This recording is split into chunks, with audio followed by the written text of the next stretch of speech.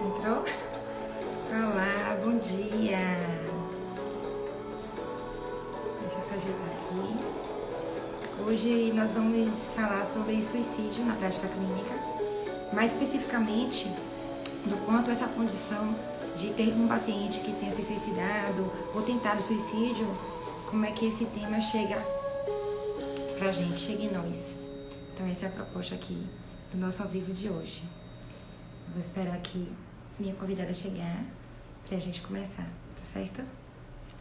Podem ir chegando, deixa o Instagram avisar aqui que a gente tá on.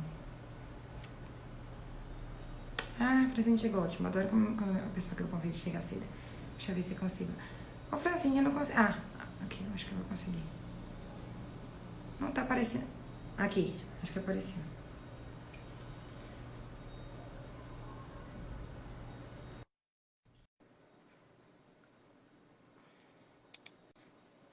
Olha aí se chegou pra você o convite. Ai, bom dia. Oi, bom dia, Camila. Bom dia. Primeiro, muito obrigada por ter vindo pra cá. Sei que Eu que agradeço.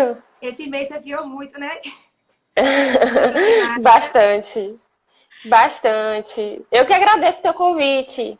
Ah, linda. Imagino que tenha sido cansativo, por um lado, ao mesmo tempo prazeroso, porque a gente não escolhe estudar e se aprofundar em nada que não seja do que nos move, que nos mobiliza, né? Que mexe com o nosso coração. Sim, com certeza, com certeza. Para mim faz muito sentido poder falar sobre comportamento suicida, sobre suicídio, sobre sofrimentos, né, existenciais. Para mim faz muito sentido. Então, para mim é um prazer imenso. Ah, linda. Quem tá aqui é Mai. Mai, a Já gente vi. Ai, vai. foi aqui em laçou nossa viagem daqui. Então, estamos já Sim. não, viu, Mai?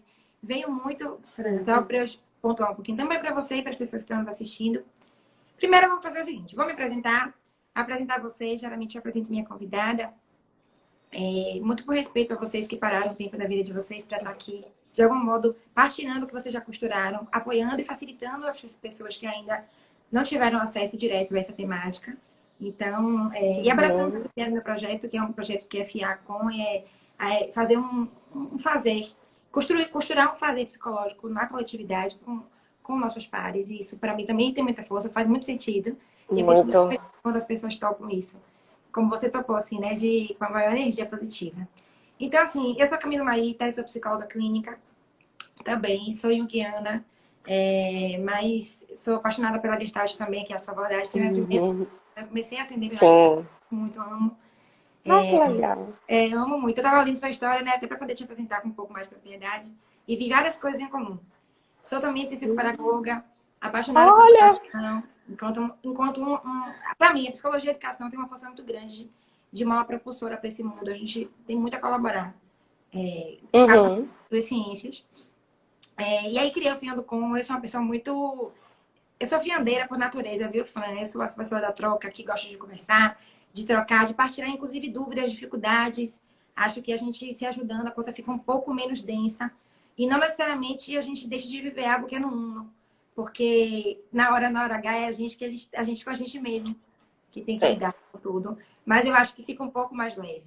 E fica mais, Sim. e fica assim, mais saudável para a construção da psicóloga que tem em mim. Na minha vida foi assim. Eu falei, então eu vou criar um Instagram que faça isso de maneira coletiva e a gente vai tecendo e fiando. Então aqui é para a gente fiar sobre temas da prática clínica. Então, temas práticos que todo mundo, de alguma forma, vive, ou já viveu, ou viverá, ou assistiu alguém na sua trajetória a viver, mas que ninguém falou. É como se cada um tivesse que viver isso e cada um ir se virando como dá. E não precisa ser assim, gente. Se a gente partilhou, a gente divide o que a gente teceu e aí faz da experiência do outro uma coisa menos pouco íntima, sabe? Eu Sim. falo mais sobre ser mãe. Eu não sou mãe, né? Mas eu pretendo ser. Então, por que eu não posso ouvir a história dela e com a história dela eu tecer, pelo menos um pouco de. Tocar um pouco nessa experiência, a partir da experiência dela. Então, aqui hoje, Sim. eu confesso para você que esse tema do suicídio é um tema que eu não toquei, pelo menos não do suicídio mesmo. Já toquei nas tentativas, e tenho muita curiosidade de ir escutar. Né? Então, essa é a proposta do Fiando Com.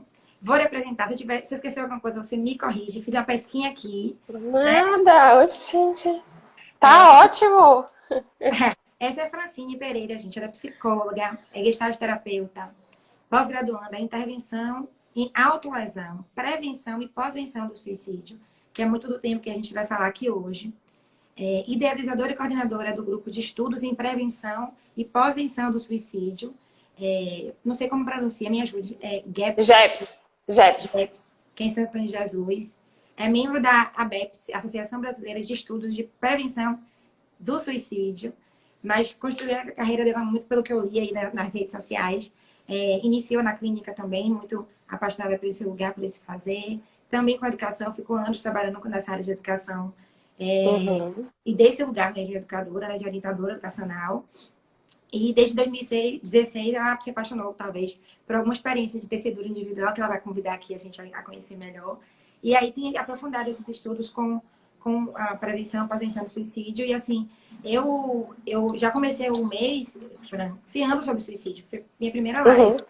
Só que com outra colega que já vivido a experiência. E a gente focou muito no suicídio, na perspectiva macro e social e política, meio pensando o que é isso, que vida é essa que a gente vive, e que mundo é esse que a gente vive, em que não viver se torna uma saída.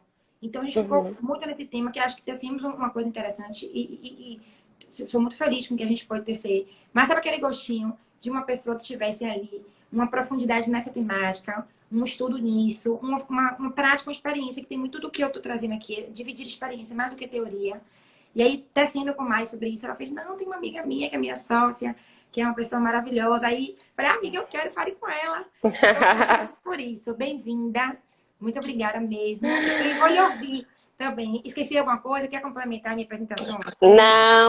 Não, você fez uma varredura aí, né? Sobre o meu percurso. Só não concluí ainda a pós-graduação. Então, sou pós-graduanda, que eu comecei agora, né?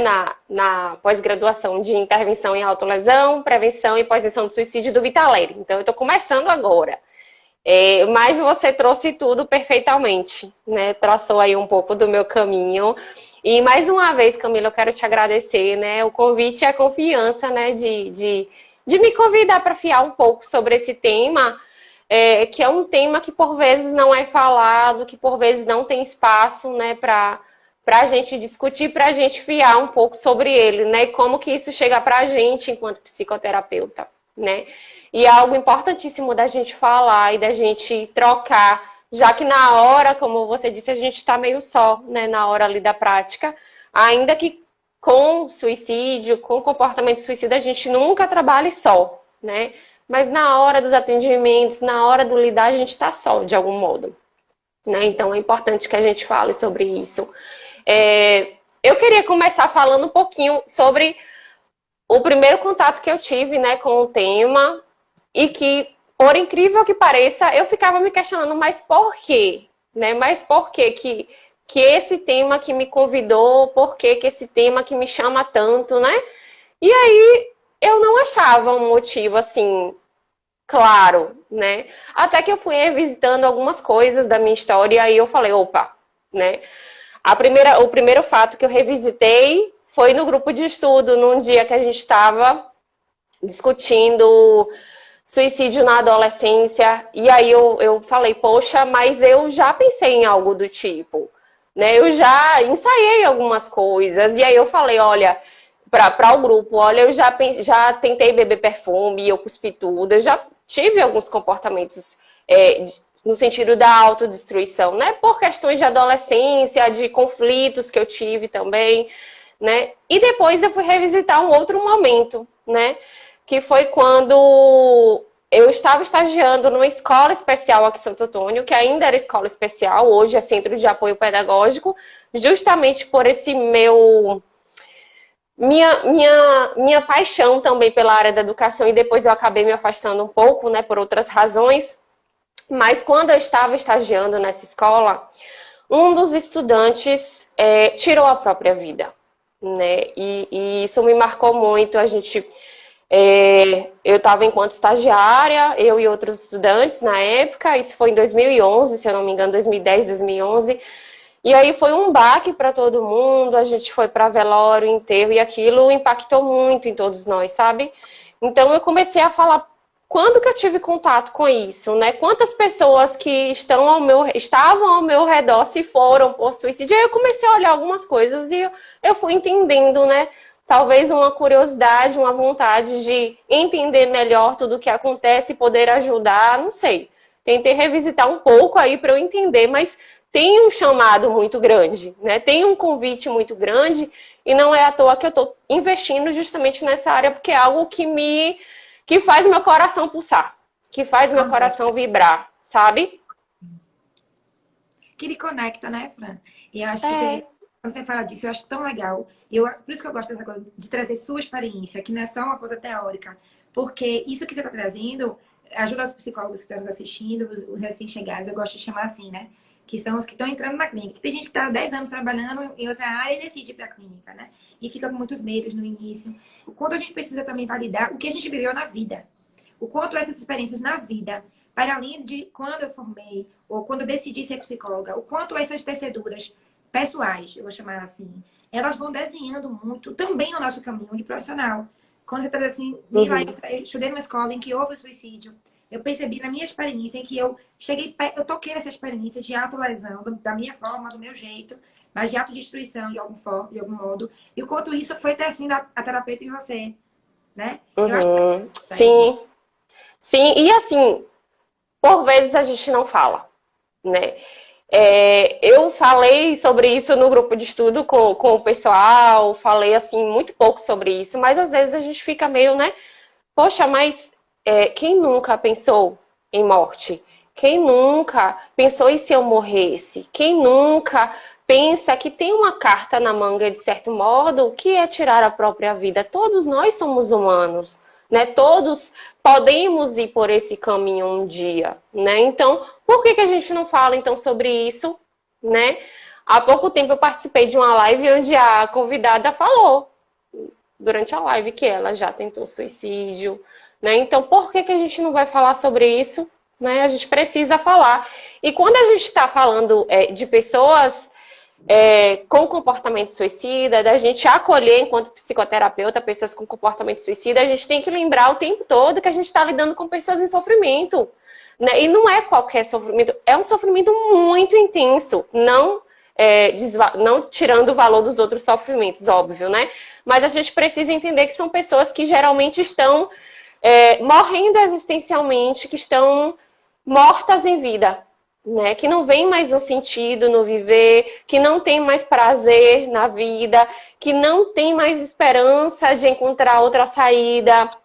São pessoas que estão vivenciando uma dor psíquica muito intensa, que é um termo que o pai da suicidologia fala que é a psyche, né? Então, tem algumas questões aí que nós, enquanto psicoterapeutas, precisamos estar atentos e precisamos também olhar um pouco para a gente para ver como que eu vou receber aquela pessoa que está em sofrimento e como que eu vou lidar com isso. Né? Por isso que sempre que eu falo sobre, e eu gosto muito de falar sobre a relação do psicoterapeuta diante do suicídio, eu gosto muito de trazer uma pergunta, Camila, né, que eu acho que todo mundo deveria se fazer quando se propõe a acolher pessoas em sofrimento existencial, que é: como que eu lido com a autodestruição? Como que eu vejo a autodestruição? Porque, observe, se eu olho para a autodestruição como uma possibilidade de externalizar o sofrimento, como uma forma de comunicar o sofrimento, é uma coisa. Mas se eu olho, né, por uma via da condenação, por uma via do julgamento, e não valido a autodestruição como uma forma de demonstrar o sofrimento, como que eu vou acolher essa pessoa? Como que fica esse acolhimento se eu já entro cheio de preconceitos, cheio de ideias e de valores ali atravessando a minha prática?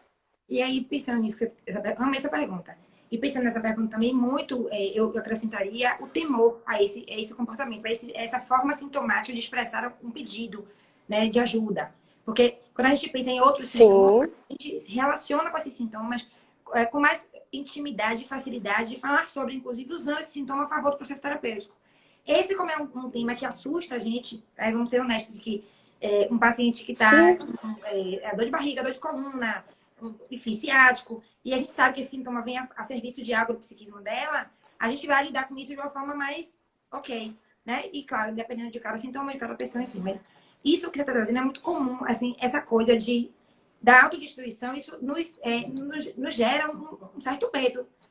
Eu lembro que as primeiras pessoas que eu atendi, que geralmente foram, na minha experiência, foram adolescentes, com os cortes na pele, as mães falando, os pais falam amedrontados, né? Então, assim, eu acho também que começar a naturalizar, não no sentido de achar normal, ou certo ou errado, não é julgamento, mas a entender assim, essa é mais uma forma de expressão de sofrimento, é mais uma forma de sintoma, e que a gente precisa olhar para isso desse modo, porque senão a gente não vai conseguir dialogar com isso.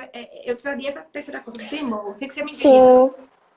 Sim, a gente vai falar do temor. Mas só complementando isso que você falou, olhando, né, como sintoma, né, que o corpo gera, que nosso organismo gera, a gente pode olhar a autodestruição como um ajuste, né? Em Gestalt terapia a gente fala de ajuste criativo, né, que é a forma que a pessoa encontrou naquele momento de vida para lidar com certa situação ou alguma coisa, né? Só que é um ajuste que não é um ajuste funcional, não é um ajuste saudável, é um ajuste disfuncional. E aí a ideia é justamente a gente buscar outros ajustes que sejam saudáveis, que sejam funcionais para aquela pessoa. Mas ainda assim, é um ajuste criativo da pessoa, né? O que ela consegue fazer naquele momento de vida é o que ela dá conta e o que ela vê como possibilidade. Foi o possível. O que eu consegui foi isso. Justamente. E aí eu queria entrar um pouco nessa questão, já que você está falando do temor, né? Ainda propondo alguns questionamentos que eu acho importante da gente trazer aqui. Deixa eu só me interromper. Por que eu estou te fazendo essa pergunta? Porque eu boto uma linha de perguntas e muitas das perguntas é assim, mas Camila, eu tenho medo. Eu tenho medo se o paciente se suicidar na minha frente, na sala. Tem esses temores de se jogar da janela. As pessoas ficam... o temor é um tema muito comum na fala e na sensação da gente, meu Deus, se meu paciente se suicidar, por exemplo, tem muitos temas assim, eu já vi histórias de adolescentes também, da família falar assim, mas eu botei na terapia para ele não precisar viver isso, e meu filho se suicida mesmo na terapia. Então, esse temor é muito comum, por isso que eu comecei muito descendo com isso. Aí você vê que mas também fique à vontade para tecer o caminho que Sim. interessante. Não, a gente vai responder, só que eu quero responder cutucando. Eu adoro perguntar, eu adoro cutucar, eu adoro perguntar para cada um fazer essa reflexão. Porque observe, se tem um temor, eu acho que a gente precisa olhar um pouquinho como que tá essa pessoa que está pretendendo atender. O que é que ela está pensando? Que ela vai salvar a vida da pessoa? Que ela vai se colocar no lugar de onipotente? O que é que está permeando esse psicoterapeuta? Eu acho que é uma coisa que a gente precisa olhar de cara, né? Então eu queria já trazer outra pergunta. Será que existe a possibilidade da gente ter controle sobre a morte do outro? Será que há essa possibilidade? Não, não há. A gente não tem controle com relação à vida, quem dirá quanto à morte. Quem dirá contra a morte do outro? Quem sou eu, Francine? Quem é você, Camila, para ter controle sobre a morte do outro? Né? Então, essa é uma primeira pergunta. E aí eu quero trazer uma diferença que é escancarada, mas que por vezes a gente não vê, né? Tem uma diferença muito grande entre eu ser responsável pelo processo psicoterápico daquele cliente, ou daquele consulente, ou daquele paciente, como quiser chamar, e eu ser responsável pela vida dele. Tem uma diferença gritante aqui, gente. Qual é nosso papel enquanto psicoterapeuta? É acompanhar ele no processo psicoterápico. Eu, enquanto psicoterapeuta, não tenho o poder de salvar a vida dele, né? E, por vezes, essa é uma grande armadilha, sabe, Camila? De como que a gente se coloca, né? E aí, volta e meia, a gente quer ir para um lugar de ser salvador. Aquele que salva da dor, né? Queremos ser salva-vidas e não somos salva-vidas, né? A gente está ali em nome em prol da vida daquele cliente, mas responsáveis pelo processo psicoterápico, não pela vida. E aí eu já vou falar de outra coisa. Tem uma diferença também enorme entre previsão e prevenção. Eu tenho como tentar prevenir, eu tenho como investir energia na prevenção, acionando a rede de apoio, né, conversando, me colocando disponível para aquele cliente, mas eu não tenho como prever. Eu não tenho bola de cristal. Você não tem bola de cristal. Ninguém tem como prever. Então, por vezes, o psicoterapeuta entra nesse papel de onipotência, de onipresença, de salvador, né, de salva-vida, né, e de que acha que vai prever. E não é assim que a coisa acontece. A gente sabe. Né? Então, são coisas já para a gente olhar que lugar é esse que a gente está querendo ocupar. Quais são os nossos limites enquanto psicoterapeutas, enquanto alguém que se propõe a acolher com comportamento suicida? Porque a gente tem vários limites aí. Perfeito, Né? perfeito. Faz sentido? Perfeitamente, eu tô ouvindo, tô aqui, chega, minha cabeça me borbulhando. Perfeito. Assim, acho que usar até a metáfora da morte, né? Isso precisa morrer na gente. Pra gente lidar com esse tema, que é o tema da morte. Precisa morrer. Essa imagem que venderam pra gente do psicólogo Salvador, porque não é uma imagem só que o psicólogo faz de si mesmo, mas que a sociedade como um todo faz. Sim, sim, totalmente. Que existe muito gozo. A gente tem que estar com atenção a isso. Há várias tecidos sobre isso, para além do suicídio em si e da autolesão, assim. E vários outros temas. Quantas vezes a gente atende um paciente, um adolescente, por exemplo, que o pai e a mãe levam porque está perdendo de ano. E aí, na terapia, a menina traz outro tema, a questão dele, né? E aí o menino passa de ano. Aí os pais acham que a psicóloga que salvou. Foi ela que conseguiu fazer com que ele passasse de ano. E aí é perigoso a ideia que a gente fique nessa ideia de que, assim, a gente salvou. Por mais que a gente não diga, às vezes está muito mais no inconsciente e muito mais subliminar, mas que tem força do mesmo modo e que vai, como é que eu posso dizer, Fran? Vai engrossando esse caldo aí, desse lugar de Salvador. É quando chega uma situação dessa, que aí me parece mais gritante, mais preocupante, do ponto de vista literal, aí não sabe sair dele. E aí tem um problema. Justamente. E assim, querendo ou não, você falou aí do lugar social, né, do psicólogo, de como é visto, de como é colocado. Tem gente que ama colar com esse lugar, né, Camila? Vamos ser bem realistas. Alguém até falou aqui, foi a Andressa, ó, lá da Casa Amarela, que alguns colegas romantizam esse poder de salvar o outro. Tem gente que adora entrar nesse lugar de onipotente, né? Então é uma armadilha imensa, né? Quanto maior a subida, maior a queda. A gente não pode esquecer disso, né? Então é um cuidado que a gente precisa estar o tempo todo fazendo e olhando, né? Como que eu tô me colocando nessa relação e nesse acolhimento com o outro, né? Como que eu tô vendo essa autodestruição? Como que eu tô a serviço de quê eu estou nesse acompanhamento com essa pessoa? Né? Até porque a gente é atravessado o tempo todo, né, por sentimentos, por emoções, né? Porque não é fácil, isso é fato. A gente é o tempo todo invadido pelo não saber, porque não existe receita de bolo. Cada caso é único. A gente pega muitas situações assim difíceis e a gente precisa contar com a família, a gente precisa contar com outros profissionais. E a gente, por vezes, não sabe por qual caminho que a gente vai, não sabe mesmo. Várias vezes, né? Não sabe mesmo. E assim, a gente também mostrar para o outro essa nossa humanidade é importante, porque por vezes o cliente coloca na gente, deposita na gente o poder de salvar a vida dele. Não é assim também. Então, eu geralmente falo, olha, eu também não sei, mas se você permitir, a gente vai descobrir junto. A gente vai trilhar junto, a gente vai encontrar formas da gente lidar de outra forma com esse sofrimento, né? Você topa aí comigo, vamos junto, a gente vai tentando. Né? Agora, se eu digo não, fique tranquilo que eu vou salvar a sua vida, não é? Isso não acontece. Não tem como. Pensar isso para mim é muito forte, mesmo que eu não diga. Porque o que a gente precisa estar atento, o que a gente está aqui costurando, é o lugar do terapeuta. Então, mais do que eu coloco daqui para fora, é o daqui para dentro. Porque eu posso falar assim, eu não tenho a resposta daqui para fora. E dentro me exigir isso. Ou buscar isso. É importante que a gente vá. Isso é um tema importante que a gente está trazendo aqui, que é para além dessa temática maior que a gente está trazendo aqui. Mas é para todos os casos. É muito, a gente tem que estar sempre atento, porque é uma grande armadilha. Porque, como você disse, e a colega também colocou aqui da romantização, é um lugar que é muito fácil de ir. É muito, veja se você consegue me ajudar na palavra. É muito sedutor. É muito perigoso. Então, a gente tem que estar atento a isso sempre. E aí, no caso do tema do suicídio e da autolesão, enfim, isso fica sendo um dificultador do nosso trabalho, do nosso processo. Tem uma pergunta aqui, eu vou colocar aqui, veja o que você pode tecer. Joana pergunta, foi até a minha fiandeira da outra vez.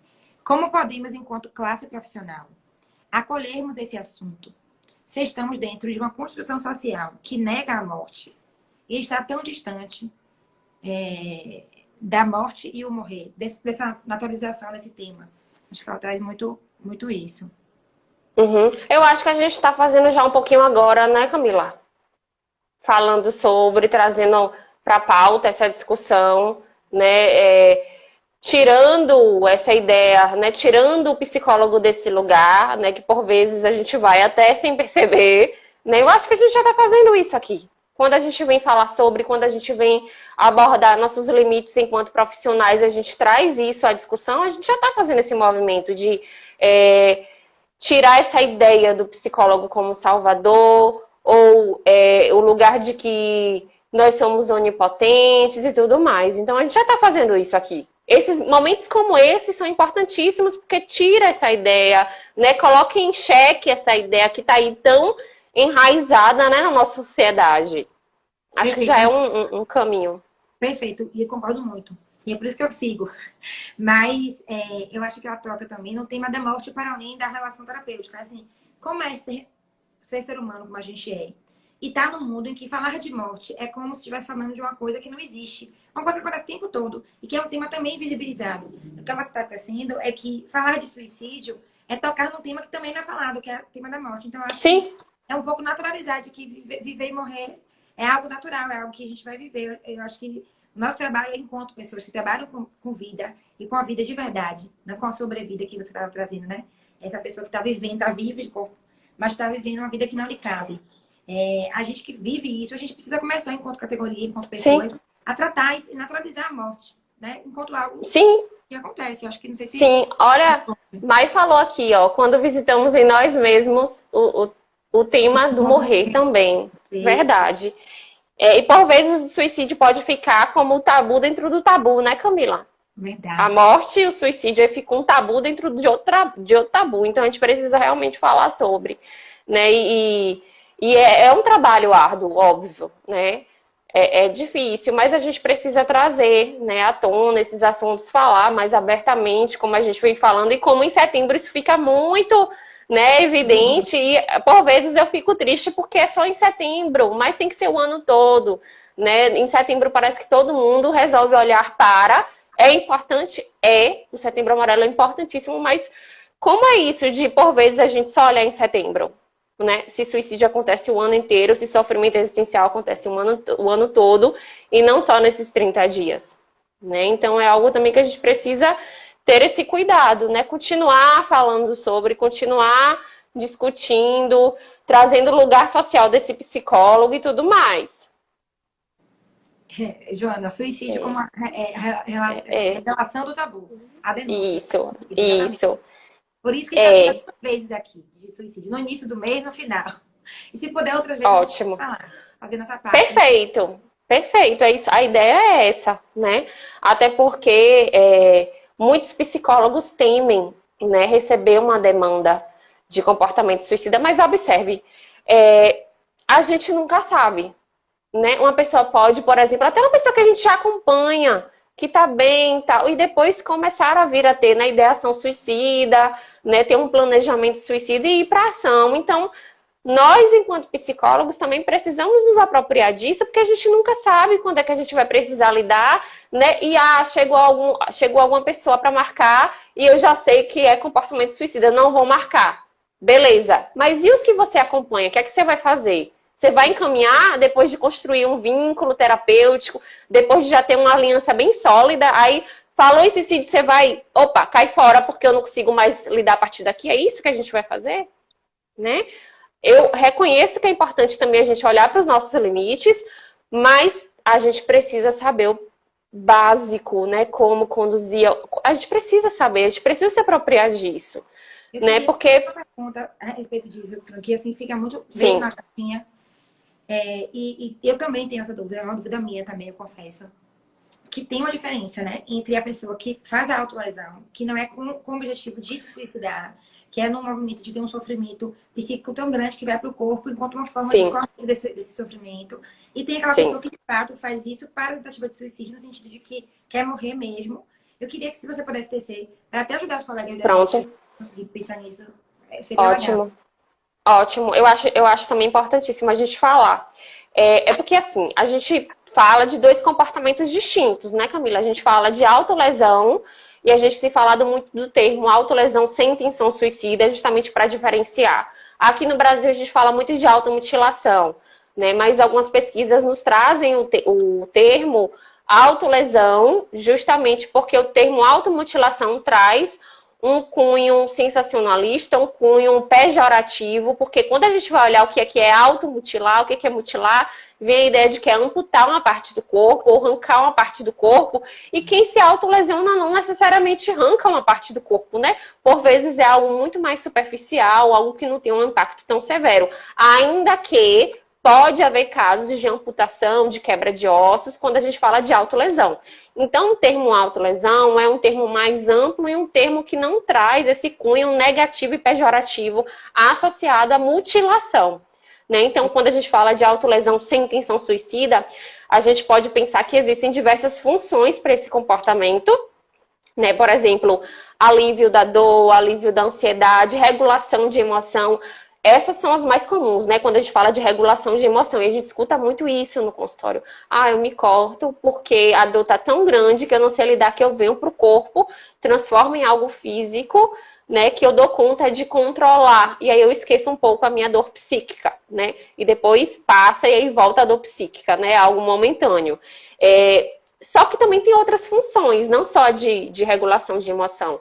Por exemplo, conexão com pares, né? Quando a gente fala de adolescentes, grupos, vingança, comunicação de uma angústia, a função de mostrar dureza, fortaleza, no sentido de eu me corto para colocar no meu corpo o quanto que eu sou forte e duro e eu suporto essa dor também. Então, tem várias funções. Se eu não me engano, nas últimas pesquisas, conseguiram elencar 13 funções para autolesão.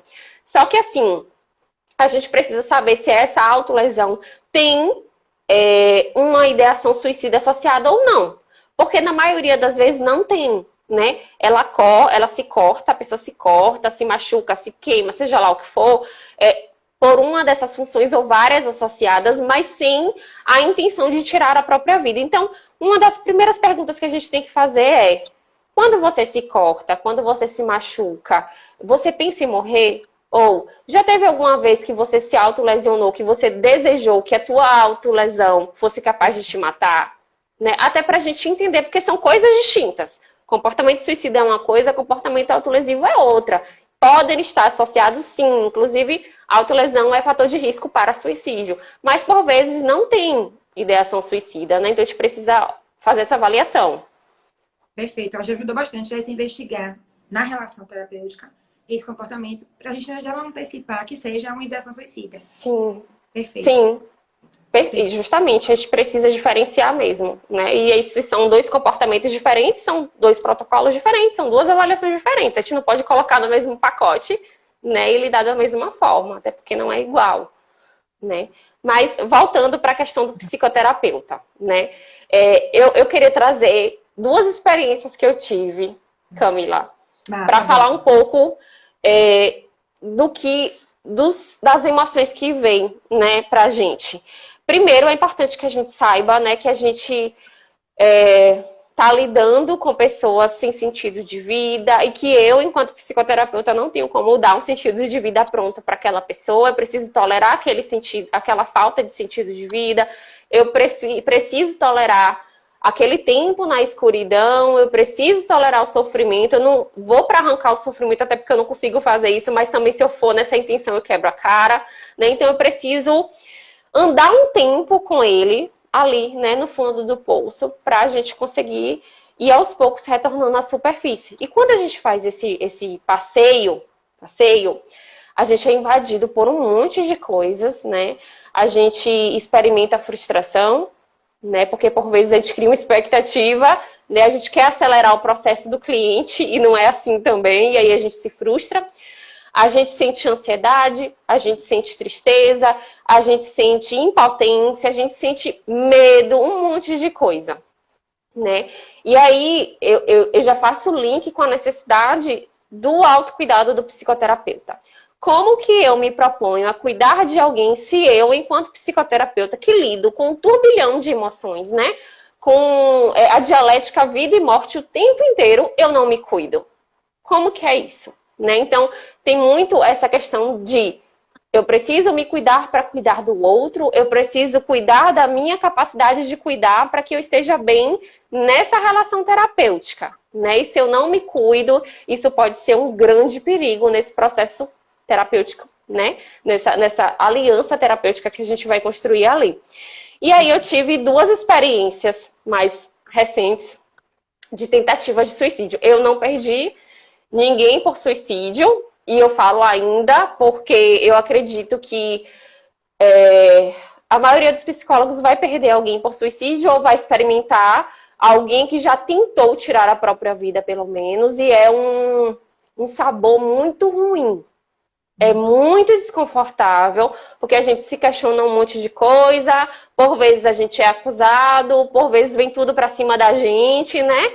Só que se a gente tem bem claro qual que é nosso lugar enquanto psicoterapeuta, a gente não cola nisso.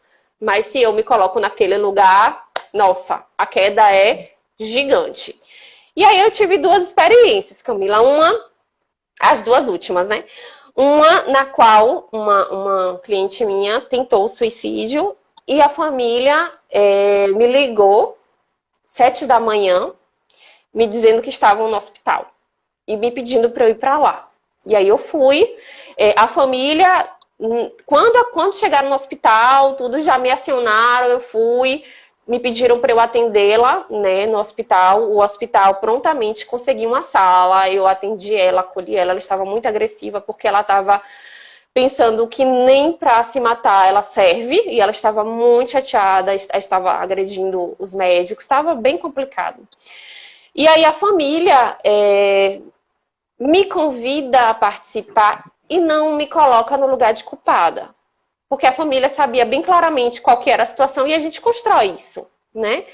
E aí a gente foi trabalhando juntos, fizemos reunião de família, né? Continuamos a psicoterapia após e ela tá bem, né? Então foi uma experiência que eu digo positiva no sentido de a gente construiu junto, né? A gente trabalha na prevenção todo mundo junto, não é só o psicólogo, não é só o psicoterapeuta, como por vezes quando acontece algo do tipo, todos os dedos vai para o psicoterapeuta, né? E acho, Fran, que você toca uma coisa que, assim, é um tema tão invisibilizado e um tema tão difícil do ponto de vista de ser falado que começa a vir a terceirização de responsabilidade. Eu não quero ficar com isso, então a culpa é sua. E também tem que estar atento ao terapeuta também não fazer isso. Não acabar colocando culpa, essa mãe, uma mãe desse jeito, como é que a filha vai conseguir viver? Um pai, isso tudo, gente, é importante que a gente tenha isso muito claro dentro da gente. Porque no discurso a gente fala o que a gente quer. Eu tenho uma coisa assim, sempre que eu repito muito isso, sabe, Fran? Que não adianta só falar. Se dentro de mim estiver exigindo, assim, eu não posso fazer muito com um pai desse, como é que uma pessoa dessa vai querer viver?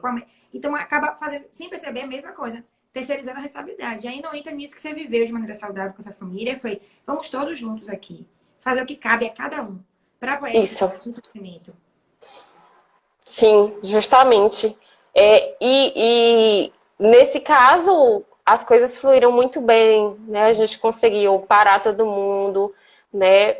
Continuarmos o trabalho e tudo mais. Mas eu tive uma outra experiência, Camila, que isso não aconteceu. E que, nossa, me tirou do meu eixo total. Foi algo... Eu nunca vivi nada parecido, né? Uma pessoa que eu acompanhava há muito tempo... Tá me ouvindo? Tô ouvindo. É que eu fico bem atentinha, tô ouvindo. Não, eu perguntei porque o seu ficou rodando aqui pra mim. Eu achei que tava travada. Não, tô ouvindo. Tá. Uma pessoa que eu acompanhava há muito tempo, eu acompanhava ela há uns 2 anos e meio e tudo mais. Ela tentou, né, tirar a vida. E aí eu não fui acionada. Eu não fui acionada. Eu não sabia. E aí eu só soube porque eu fui fazer a confirmação da consulta com ela e eu que fiz dessa vez. Não foi a recepção. Quando eu mandei mensagem para perguntar se estava confirmado, o que me respondeu foi a mãe. E aí a mãe falou que não, porque ela estava no hospital. E aí eu, no hospital, tá tudo bem. E ela falou, tentou suicídio. Aí falou. Aí eu falei, nossa, como assim? Eles não me acionaram. Não me acionaram. Me coloquei à disposição. Ela é de outra cidade, não é daqui. tentei, né, entrar e a família fechou as portas, totalmente. Porque, para eles, a culpa era do psicoterapeuta. Né? E, nossa, eu fiquei muito, muito triste. Eu saí do meu eixo, eu precisei cancelar meus atendimentos todos, Camila. Porque eu fiquei na merda. E sabe o que foi que me deixou mais na merda, literalmente? Porque minha relação com ela era uma relação muito boa, sabe? Muito bacana. E quando ela tentou suicídio, ela dissociou. Ela começou a ir para uma psicose. E aí ela não estava mais fazendo escolhas. E aí a família intercedeu e não vai mais para psicoterapia com você. Acabou. Entende? Eu fiquei... Nossa, eu fiquei arrasada. Eu fiquei uns 3 dias em casa. Chorei, né? E aí eu faço questão de falar, porque por vezes o pessoal pensa, mas quando você lida com suicídio, você tem essa consciência, você não vai sentir tanto baque. Sente sim. Claro que sim. Sente. Gente, é um impacto, é um dissabor, é um sabor amargo na boca que a gente sente, sabe? A gente se questiona várias coisas e não é fácil. Né? E aí eu fui, ainda conversei com a família, tentei fazer um contato, até chegar o momento que eu falei, e eu até compartilhei com as meninas da Casa Amarela, né? Assim, o que é que vocês fariam? Como que vocês pensam que eu entro mais ou eu não entro? E aí eu parei assim um pouco e falei, tem um limite, né? Eu tô tentando e essa família se fechou pra mim. Eu vou apenas dizer o que eu preciso dizer, orientar com relação a algumas coisas e vou sair de cena. E foi isso que aconteceu. Né? Eu falei o que eu precisava falar, orientei com relação a algumas coisas que eles estavam fazendo, que estava totalmente equivocado, e eu saí de cena. Porque ali não mais me cabia, entende? Eles não queriam mais minha presença, ainda que eu falasse, que eu conversasse, que eu tentasse, eu não tinha mais espaço ali. Então eu precisei olhar que limite é esse e me retirar. Né? E foi muito difícil, Camila. Mas é interessante na sua fala que, veja se eu conseguir captar, que eu não senti na sua fala nenhum momento culpa. Eu senti na sua fala a sensação que me deu foi assim, uma impotência. Eu quero continuar trocando essa relação e não estou conseguindo continuar o meu trabalho, né? Que aí tece um pouco com o que o João está trazendo aqui. O quanto é importante também quando não nos deixamos seduzir pela culpa e incapacidade. Sim. Para podermos perceber os sintomas também que estão constelando naquela família. Muito interessante. Sim. Uma outra pessoa coloca aqui, descortina. Já ocupei muitos psicoterapeutas. O difícil para vocês, viu? Nossa, ela é paciente, já deve ter feito isso. E Gustavo traz assim uma sensação de aperto no peito ao ouvir seu relato. Grato pela partilha. Fofo. É difícil. É bem difícil, sabe? E a gente precisa lidar com isso, né? A gente às vezes escuta, né, alguns relatos e eu corto de cara isso. Assim que eu recebo uma família, por exemplo, há pouco tempo chegou um caso para mim que a família queria marcar comigo, porque para eles, e isso apareceu na primeira sessão.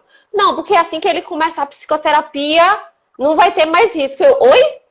Aí eu falei, oi, como? Não. Aí eu falei, olha, não é assim. Ele vai ter psicoterapia, a gente vai cuidar, tudo, mas o risco continua. A gente não tem como prever, né? A gente vai trabalhar aqui para que os riscos diminuam, para a gente intensificar os fatores protetivos, mas não entenda que, por ele estar em psicoterapia, não existe mais risco. Isso não existe.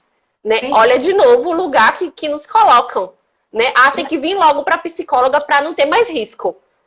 Como assim? E você toca numa coisa que eu desci um pouquinho com a Joana na outra vez, mas agora me veio muito assim que até a gente está atento para alguns dados serem colocados no enquadre, quando a temática né? Ainda mais que eu usei a metáfora com o Ju, quando eu fiquei com ela, sobre metástase. Acho que toca assim no que nos cabe também, para além do trabalho, mas do tempo que esse psiquismo chega pra gente. Então, assim, vamos pensar, quando eu usei a metáfora do médico, porque o médico, ele vai fazer mesmo, ele vai abrir, é mais concreto pra gente ver, né? Uma cirurgia, ele vai abrir um corpo, ele vai fazer cirurgia. Mas tem algo que cabe a ele, tem algo que cabe ao organismo da pessoa, tem algo que cabe ao cuidado dessa pessoa após o tratamento, né? De intervenção direta, e algo que cabe a outras coisas que a gente nem alcança. Então, vamos pensar psiquicamente se esse paciente chega pra gente em metástase. É como se, assim, esse paciente já tá decidido. Não dá tempo do processo acontecer para ser preventivo. Percebe o que eu tô trazendo? E a consciência. Porque a gente não pode, como você Sim, falou, muito bem colocado, a gente não tem bola de cristal, né? Pra gente não. prever. Mas tem casos que estão tão nítidos que a gente tem Sim, como ver claramente de que assim, a psiquismo já sim. chegou no tempo. Se a gente pensar num tempo. Não sei se eu estou me fazendo claro, mas assim, num tempo que talvez não dê tempo. Sim. Tem casos que são crônicos, né, Camila? Tem casos que a pessoa já vem com várias tentativas, o que acaba intensificando o risco para acontecer mesmo um suicídio. Tem vezes que vem, né, já cursando com um transtorno psiquiátrico, por exemplo, depressão, borderline, transtorno bipolar. Por vezes não teve um suporte por muito tempo e já foram muitas tentativas e não é uma coisa rápida para a gente falar, opa, chegou aqui no psicólogo, não vai ter mais. A gente pode passar anos em psicoterapia e isso ainda acontecer, porque a gente não dá conta de tudo mesmo.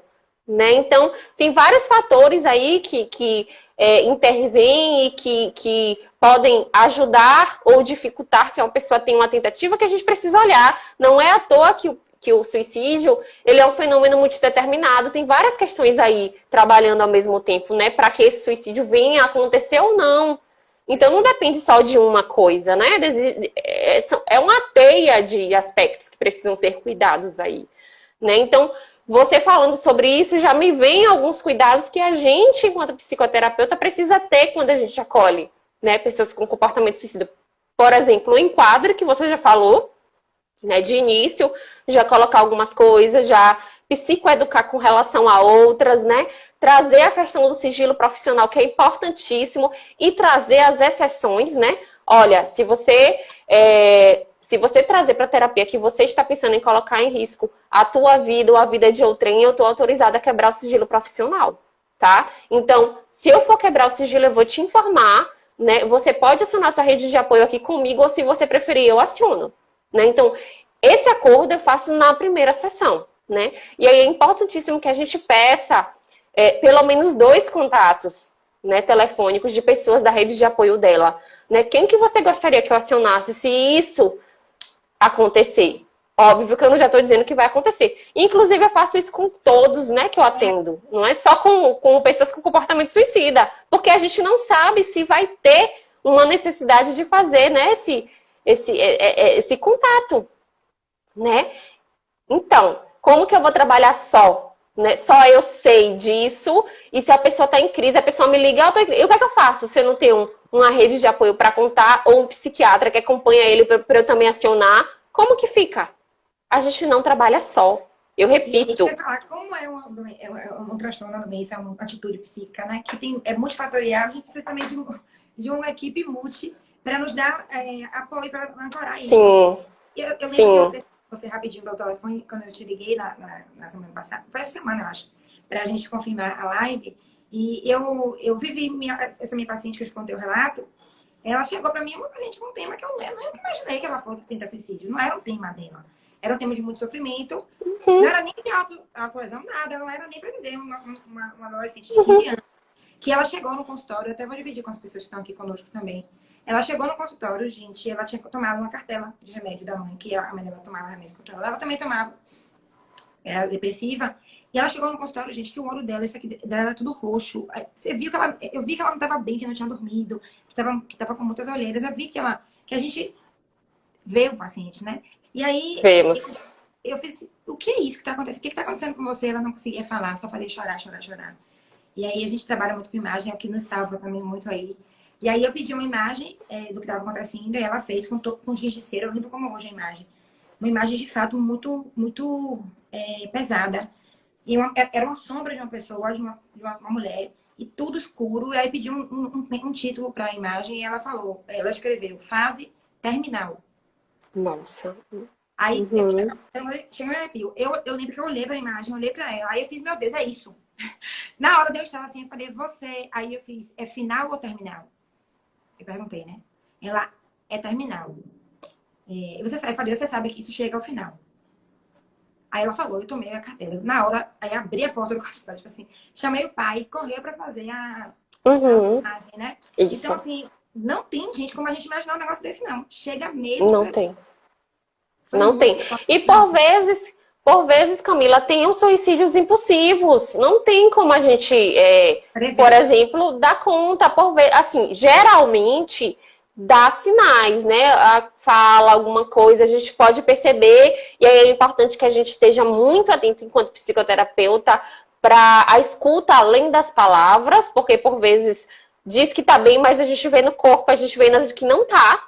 Né? Não tá mesmo, então a gente precisa estar muito atento a isso, né? Mas tem os suicídios que são impulsivos, que acontecem repentinamente, né? E que a gente não imagina, né? Quando eu falo desse caso que eu fui, que a porta fechou, a família fechou a porta para mim totalmente, essa pessoa ela se autolesionava, mas ela não falava de morte, e naquele momento a gente estava numa tranquilidade, vamos dizer assim. Que aí a gente pode ler, né, a falsa maré mansa, a falsa tranquilidade, que também tem que estar ali, mas não tem como a gente prever, né? Não tem como. A gente pode observar alguns, mas pode acontecer ainda assim. Assim como tem suicídios que acontecem sendo acompanhados por psicoterapeuta, por psiquiatra, com medicação, com acompanhante, com a retirada de todos os métodos letais, e ainda assim acontece. Eu tive ciência de um caso que aconteceu em um curso que eu fiz de psicopatologia infanto-juvenil, que trabalhava, né, a questão do comportamento suicida, de um suicídio que aconteceu assim. A jovem estava medicada, a jovem estava em psicoterapia, estava com a avó no apartamento, com tudo, a faca, não tinha mais nada na casa, e ela se jogou da sacada. Ela se jogou. A avó ficou com o cabelo dela na mão. Entende? Então, tem suicídios que vão acontecer. Vão acontecer. Sabe? A gente precisa trabalhar para prevenir, sim.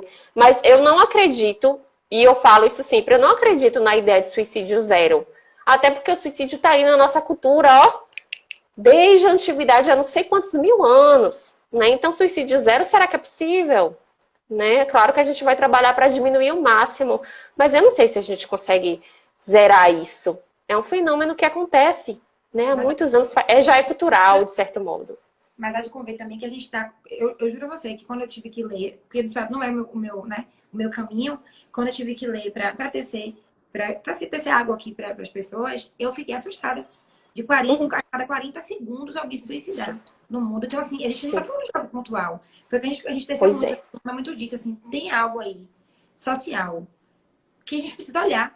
Porque isso assim, não é um paciente que está adoecido. Existe uma ânima mundi que está colaborando para isso. A gente não pode fingir que não está vendo. Justamente. Justamente. É algo gritante. Você está falando dos suicídios consumados. Quando a gente fala de tentativas, esses números são exorbitantes, né? E fora as subnotificações, que a gente sabe que é muito subnotificado. Então, esses dados ainda tendem a ser maiores, né? Então, só voltando para a questão dos cuidados, essa questão, né, do contrato terapêutico, do enquadre, dos pedir os 2 contatos, e uma coisa que eu acho importantíssimo, que é também o plano de segurança, pode entrar, né, como algo para a gente trabalhar mesmo com o cliente. O que é o plano de segurança? É a gente construir. Ele pode construir só, a gente pode construir junto, né, em terapia até, um plano para, em casos de crise, o que é que ele pode fazer. E aí ele pode listar, acionar o terapeuta, acionar minha rede de apoio, eu posso tentar fazer algo que eu gosto para tentar diminuir a minha ansiedade, a minha angústia, eu posso ligar para o CVV, a gente pode fazer uma lista de coisas que ele pode recorrer. Interessantíssimo isso. Sim, isso é importantíssimo, porque as crises vêm, a gente não sabe quando, né? Então a gente precisa ter um plano de segurança. A gente pode construir isso com ele. Não sou eu que vou dizer para ele o que é, né? Mas a gente vai pensando, o que é que você acha? Né? O que é que você acha que você pode fazer nesse momento? Já teve algum momento que você pensou em tirar a tua vida e você fez outra coisa e deu certo? Vamos lá, vamos listar. E a gente vai construindo isso junto, Camila. É fantástico. E é bem diferente de algumas coisas que a gente escuta, que é o contrato não suicídio. Isso não funciona, isso não existe, né, gente? A gente acreditar que fazer um contrato escrito, onde a pessoa dá uma assinatura ali, vai tornar aquela pessoa prova de suicídio, né? Isso é muito mais confortável e interessante talvez para o psicoterapeuta, né? para tipo, ele assinou o contrato, então eu estou resguardado. Mas que poder esse papel tem mesmo? Não tem poder nenhum, né? Então isso é muito usado nos Estados Unidos, aqui não cabe. Não cabe pra gente. Perfeito isso que você está trazendo, me ajudou muito, interessantíssimo. E quando você traz essa coisa de construir junto, tem o que de ver ele, né? Ver a dor dele, ver a forma dele, com Isso. respeito à vida dele, que aí passa muito pela vida que é possível para ele, não para Sim. aquilo que eu acredito que seja por ele, atropelando, né? Isso. Isso. E para os recursos, né, que ele tem, quais recursos que ele tem, o que é que tem de fator protetivo que a gente pode tentar, né, potencializar aí nessa vida, né, para ver se a gente diminui os fatores de risco. Isso é importante. Amei. Gustavo está trazendo aqui que o contrato assinado é para simular a sensação de controle, E isso pode fazer com que a gente fique mais desatento, isso pode fazer com que a gente deixe de fazer avaliações contínuas de risco para suicídio, né? Porque a gente faz avaliação de risco. E aí, se eu tenho esse contrato, pode ser que eu fique num lugar mais de desatenção e de conforto, já que eu tenho um papel, né? Então, não é bacana, não é efetivo e nem é recomendado. Ô, Fran, você não tem noção, assim, eu amei. Porque, assim, você tocou em pontos que eu não tinha pensado mesmo. Coisas que eu já tinha pensado de uma forma muito cuidadosa, muito do lugar de autorização, de alguém que lê sobre isso, estuda sobre isso, e acaba me deixando confortável. E eu espero que também tenha gerado isso para as pessoas que estão nos assistindo. A forma que você traz é muito leve, muito segura, é muito humana. É assim, é muito bom ouvir de alguém que vive de algum modo muito mais íntima dessa temática, que é muito doloroso, que foi muito difícil para você quando aconteceu. Muito. Isso nos aproxima muito, isso me deixa muito feliz, assim, de verdade. Nossa tecedura, Que bom. ela já tá mais pro fim do que ela já tem 56 minutos. Então, daqui a 4 minutinhos ela fecha. E eu não gosto dessa coisa de correr para dar tchau e tal. Eu queria, assim, lhe perguntar: tem alguma coisa que a gente não pensou e que você falou, poxa, amiga, eu não posso deixar de falar. Eu queria muito não terminar a live sem trazer isso. Ou algum recado que você queira deixar para nossos colegas. Queria deixar com a vontade também para vocês, para você trazer alguma coisa que talvez tenha faltado. E que você sinta que não pode falar. Eu acho que, assim, se a gente fosse falar de tudo, a gente ia ficar aqui dias, né? Mas, assim, eu acho que o que eu queria falar, eu falei, né? Agora, sim, eu queria dar um destaque, né, para o nosso autocuidado, Camila. Né? A gente precisa estar o tempo todo se cuidando, cuidando de nossas feridas, né, que somos curadores feridos, né? A gente precisa cuidar o tempo todo, porque isso nos atravessa muito. Lidar com pessoas em sentidos de vida em sofrimento intenso, com dores intoleráveis, não é fácil. Né? Então, eu preciso estar bem, eu preciso de supervisão, eu preciso de terapia, eu preciso de formação, né? De investir também nos meus estudos. Eu preciso ver a minha disponibilidade interna e externa para acolher essas pessoas.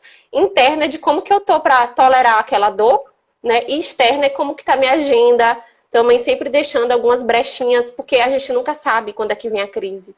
A gente nunca sabe quando que a gente vai precisar acolher alguém de última hora. Então, se eu encho minha agenda, eu não posso acolher, né, quando surge, e sempre surge, Camila. Né? Então, avaliar essa disponibilidade interna e externa e sempre estar investindo no autocuidado. Acho que é essa a mensagem que eu quero deixar, porque eu falo aqui muito mais do lugar do psicoterapeuta mesmo, e trazendo esse olhar para nossos atravessamentos, que são muitos. Perfeito. Acho que é muito pertinente. Assim, quando eu comecei a FIA, foi a minha primeira vídeo, foi falando sobre essa coisa dessa agenda cheia, do suicídio que a gente faz, outros suicídios, que eu usei um termo de lá no canal, que é o suicídio ético. Se matando de trabalhar. E aí a gente vai vendo mortes e que a gente precisa estar atento a que vida é essa que a gente se propõe. Porque a gente está trabalhando com vidas também. Então, cuidar da nossa vida é uma obrigação. Não é nem só muito importante. Humana, é humana e profissional, né? Na complementa também com cuidar do nosso próprio medo de morrer. Também é um tema interessante. Sim. Porque vai atravessar muito isso. Muito bom. Com certeza. Muito obrigada mesmo. Eu amei. Eu que agradeço. Foi um prazer fiar com você. Um prazer foi todo meu. Eu nem senti passando o tempo. Nem eu. Foi um prazer fiar com você. Adorei fiar. Fiar é ótimo. Adorei. Obrigada, Camila. Foi um prazer imenso. Obrigadão, Mai, pelo enlace que você deu a gente pra cá. Todo mundo que também escolheu estar aqui conosco. Obrigada. Espero que a nossa viagem também colabore para ir, assim, coisas importantes no TA individual de cada um que está nos assistindo. Viu? Sim. Um beijão, vou deixar salvo. Beijo. É bom que as pessoas podem também ter acesso a outro momento. Viu? Uhum. Beijo, beijo. Tchau, tchau. Obrigada, Camila. Beijo para todo mundo. Beijo, Mai. Beijo, mais linda.